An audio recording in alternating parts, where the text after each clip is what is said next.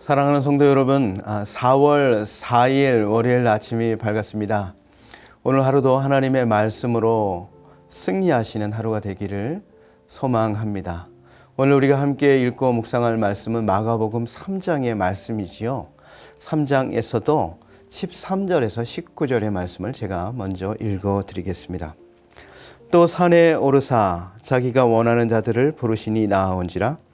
이에 12를 세우셨으니 이는 자기와 함께 있게 하시고 또 보내사 전도도 하며 귀신을 내쫓는 권능도 가지게 하려 하심이로라. 이 12를 세우셨으니 시몬에게는 베드로란 이름을 더하셨고 또 세베대의 아들 야고보와 야고보의 형제 요한이니 이 둘에게는 보아노게 곧 우레의 아들이란 이름을 더하셨으며 또 안드레와 빌립과 바돌로메와 마테와 도마와 알페오의 아들 야고보와 및 다데오와 가나안인 시몬이며 또 가롯 유다니 이는 예수를 판 자더라. 아멘. 마가복음의 특징은 마가복음을 시작하면서부터 예수님의 그 역동적인 사역을 막 소개하고 있는 것입니다. 예수님의 탄생 스토리, 또 예수님의 족보, 이런 것들은 다 생략되어 있고요. 시작부터 예수님께서 복음을 전하시고 병자들을 고치시고 귀신들을 내어쫓는 그런 예수님의 사역들을 소개하고 있는 것이죠. 오늘 3장에서는 예수님을 따르는 두 종류의 대조적인 그룹을 소개하고 있는데요. 7절부터 12절까지는 예수님을 찾아 나온 많은 큰 무리들에 대해서 소개하고 있고 13절에서 19절에는 예수님께서 직접 부르신 12명의 제자들을 소개하고 있습니다. 예수님을 따르는 큰 무리들이 있습니다. 이 큰 무리들은 어디서부터 왔습니까? 3장 8절에 보니까 이렇게 말씀하고 있어요. 유대와 예루살렘과 이두메와 요단강 건너편과 또 두로와 시돈 근처에 많은 무리가 그가 하신 큰 일들을 듣고 나오는지라 그랬어요. 그러니까 갈릴리를 중심으로 해가지고 동서남북 사방에서부터 예수님의 소문을 듣고 수많은 무리들이 찾아왔다라고 하는 것입니다. 너무나 많은 사람들이 몰려왔기 때문에 마을에서 이 사람들을 다 감당할 수가 없었어요. 그래서 예수님께서는 갈릴리 호숫가 베세다 들녘으로 가셔서 이 사람들을 그곳에 앉히시고 또 예수님을 만나기 위해서 밀고 땡기고 잡아채고 너무나 이런 사람들이 많지 않겠습니까? 그래서 예수님께서는 배를 하나 준비해서 사람들과 조금 떨어져서 배 위에 올라가셔서 말씀을 전하시게 되었습니다. 객석이 아주 잘 마련된 거죠. 예수님은 그 배 위에가 무대가 되고 그 주변에 많은 사람들이 객석에 앉아서 예수님의 말씀을 듣게 되었습니다.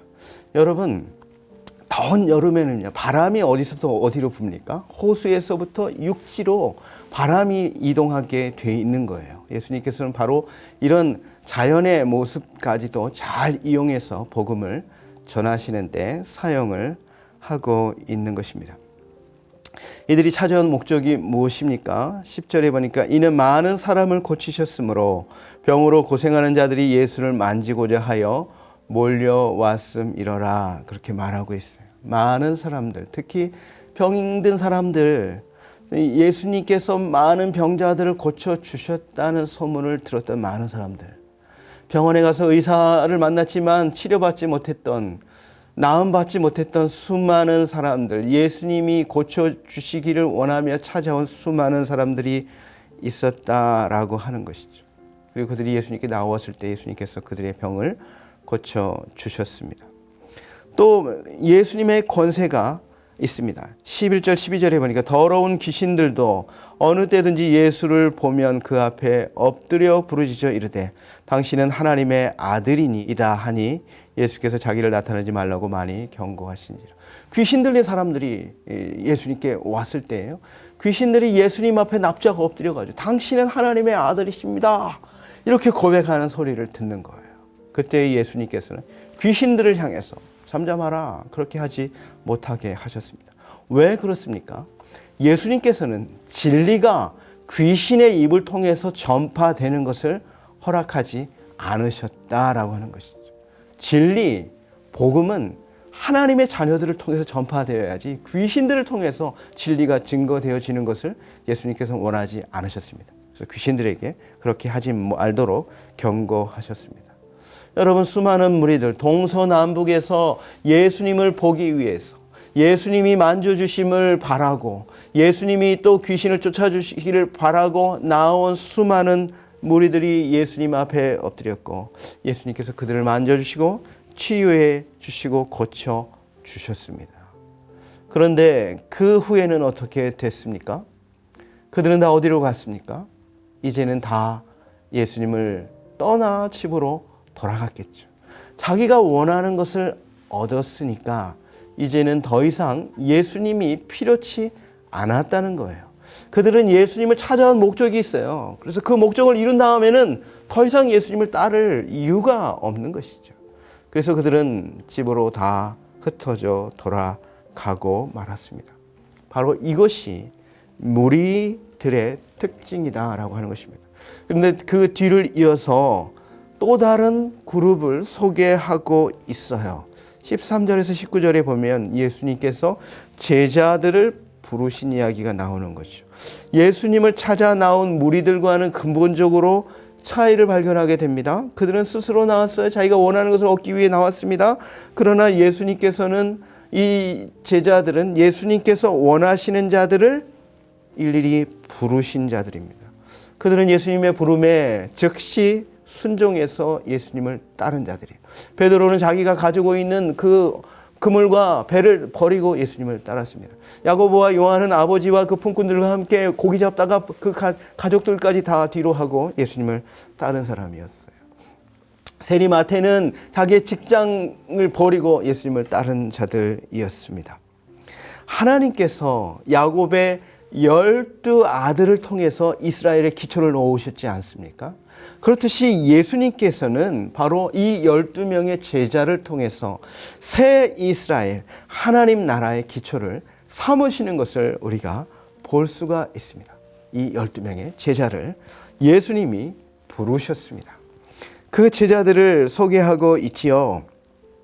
여기에 보니까 시몬과 안드레는 형제입니다. 시몬에게는 새로운 이름 베드로라는 이름을 주시지 않았습니까? 베드로와 안드레, 갈릴리의 어부이고요. 두 사람이 형제입니다.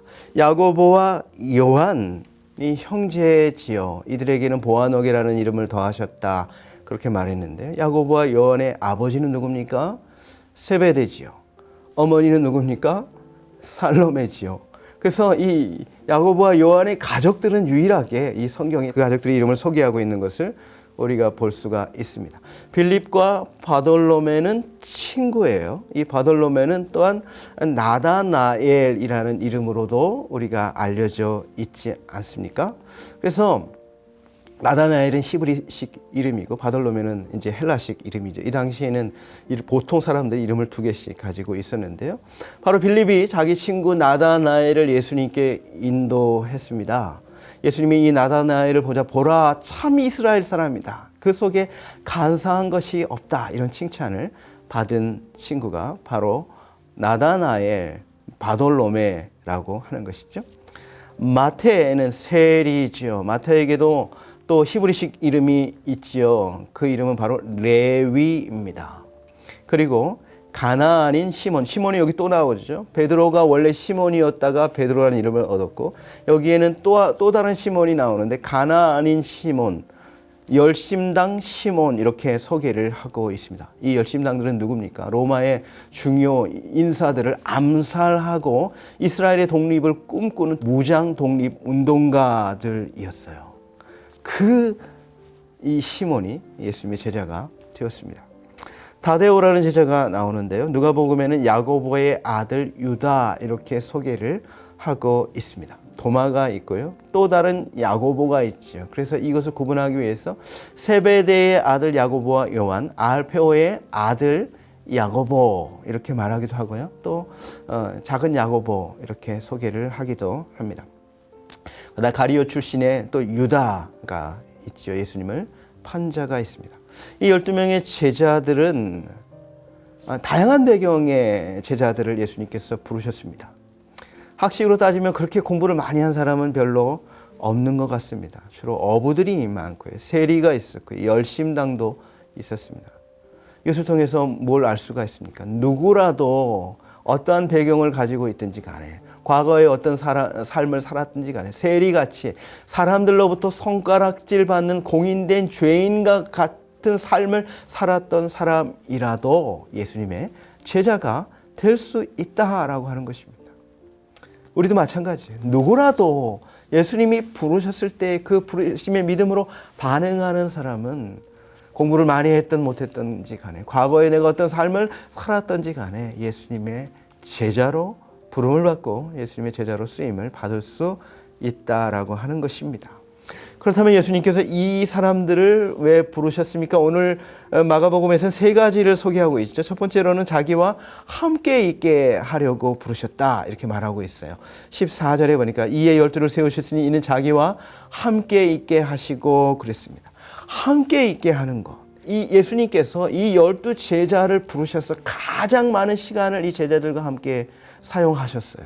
함께 먹고 함께 자고 기도하는 모습을 보여주시고 복음을 전하시고 전도하는 훈련도 하시고 이 모든 것들을 통해서 예수님은 가장 많은 시간을 이 제자들에게 직접 삶으로 모본으로 보여서 교육을 해 주셨다라고 하는 것입니다. 여러분, 교육 중에 가장 좋은 최고의 교육은 선생과 제자가 함께 있는 거예요. 그래서 선생님의 삶으로 행동으로 직접 보여주는 것, 삶을 통한 가르침, 이것이 가장 효과 있고 가장 오래 남게 되는 것이죠. 그런 의미에서 우리 부모님은 자녀들에게 가장 좋은 선생님이 될 수 있어요. 가장 큰 영향력을 미치는 좋은 선생님이 될 수 있습니다. 그래서 부모만큼 좋은 선생님도 없다 이런 말이 있습니다.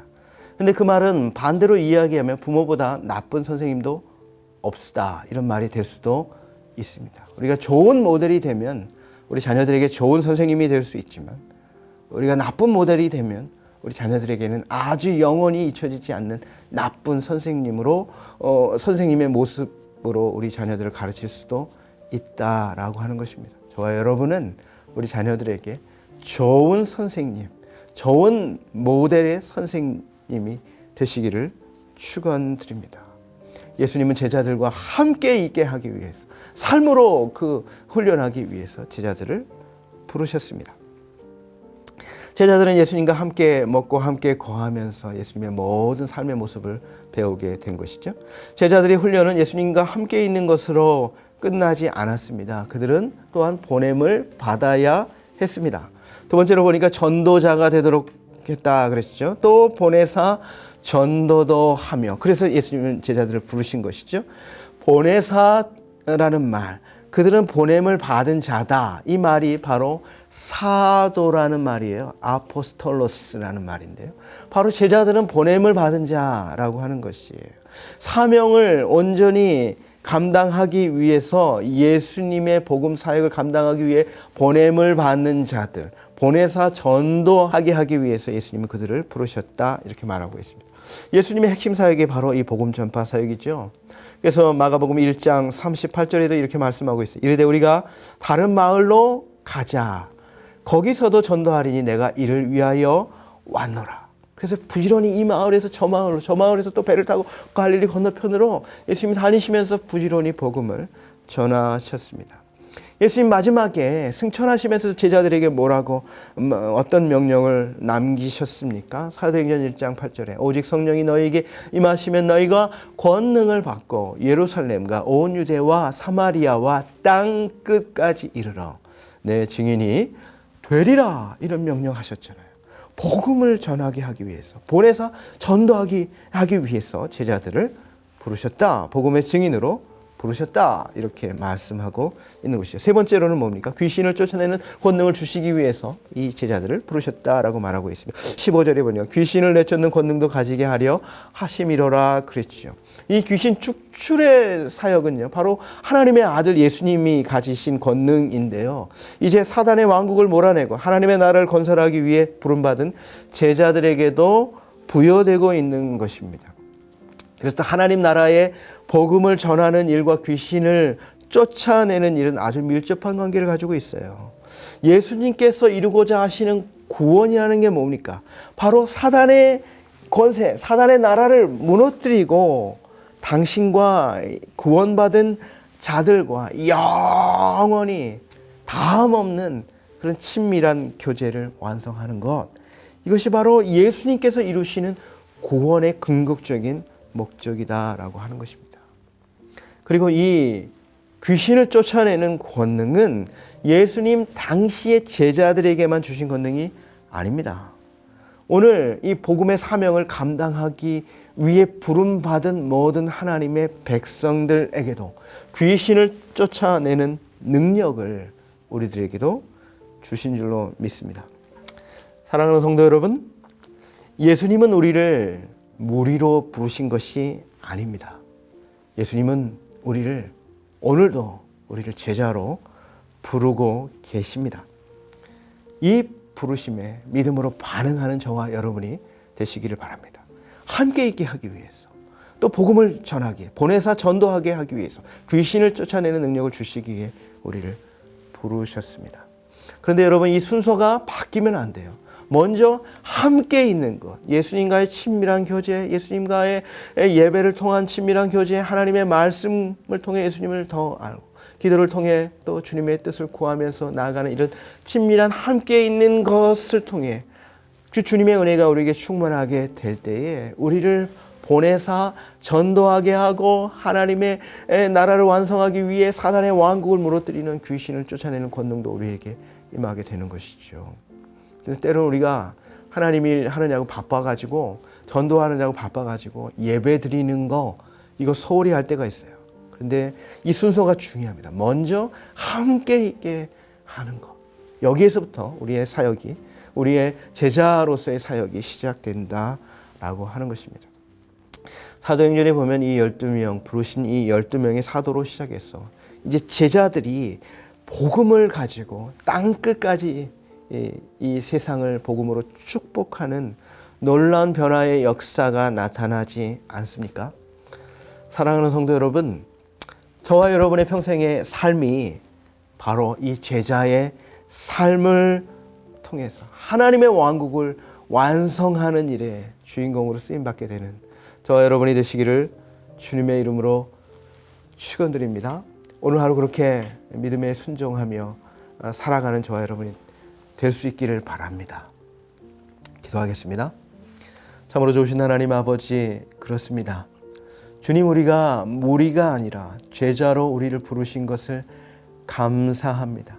하나님 나라의 왕국을 완성하기 위해서 먼저 주님과의 친밀한 교제, 주님과의 함께 있음을 통해 주시는 은혜와 능력을 가지고 보냄받은 자리에서 복음을 증거하며 귀신의 권세를 무찌르고 사단의 왕국을 무너뜨리며 하나님의 나라의 왕국을 세워가는 그 주인공으로 우리 모두를 사용하여 주옵소서. 예수님의 이름으로 기도드리옵나이다. 아멘.